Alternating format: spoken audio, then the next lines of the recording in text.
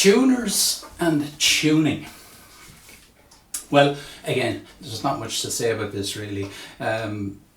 We come back to when I was learning, we didn't have electronic tuners, and we just tuned by ear and tuned the banjo to get a note off an instrument that should be in tune, like a piano or an accordion, tuning fork, something like that, and tune to it like they're going, you know, you just tune it to the best you can with your ear.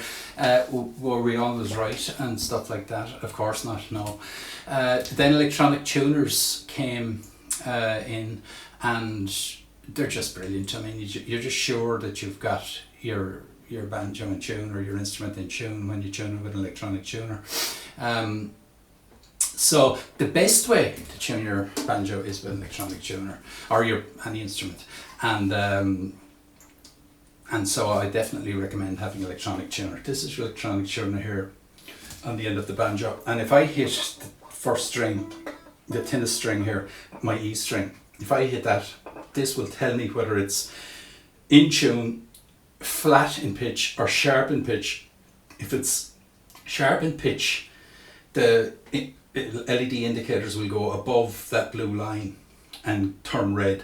If it's flat in pitch, the LED indicators will stay below that center blue line and be in red. So we'll hit it and see. So as it happens now, that's perfect. So now we hit the A, and it also comes up with what note it is. So if I hit the A, it says it's an E and it's centered. That's how you know you're right. Now hit the A is right. Hit the D is right. And hit the G, and it's slightly wavering down to flat there. It's very slight. Now this is an old banjo with the original tuners from the 1920s, and they can be quite difficult to get small fine adjustments on. Now I'm going to find, now if it's slightly sharp, rather than interfering with these tuners that are a bit temperamental, now it's saying right there now, if it was slightly sharp, you can slightly tug the string, it slackens it off a bit, just for like that there. Now it's saying now it's sharp. Now if I slightly tug the string, and now it's okay. So that's you tune that, and when you tune that, your open strings to that, then your banjo's in tune, assuming your banjo's set up properly, etc.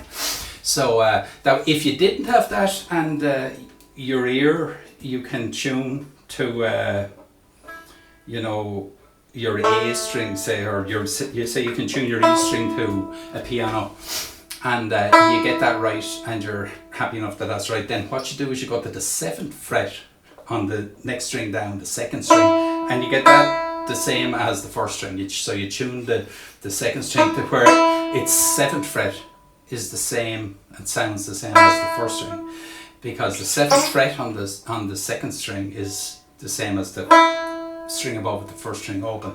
And then when you get that in tune, that's an A, you go to the down another string down to the 3rd string, you got the 7th fret on that, and you tune the 3rd string till it's the same as that until the 7th fret is an A, the same as that. So you tune it off, that it's just a reference point for your ear, and then you do the same with the 4th string.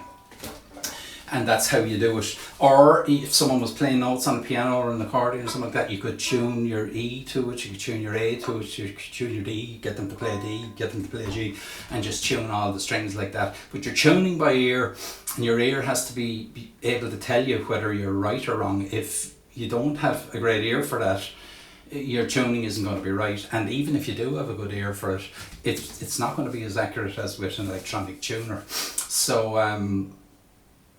So that's it really. Get an electronic tuner, and it's easy. You have to make sure your electronic tuner is in the right place, calibrated to 440 concert pitch. But they will come like that. But in case there's buttons on it that have variations like that, make sure it is that, or you'll be tuning to slightly sharp or slightly flat or something like that.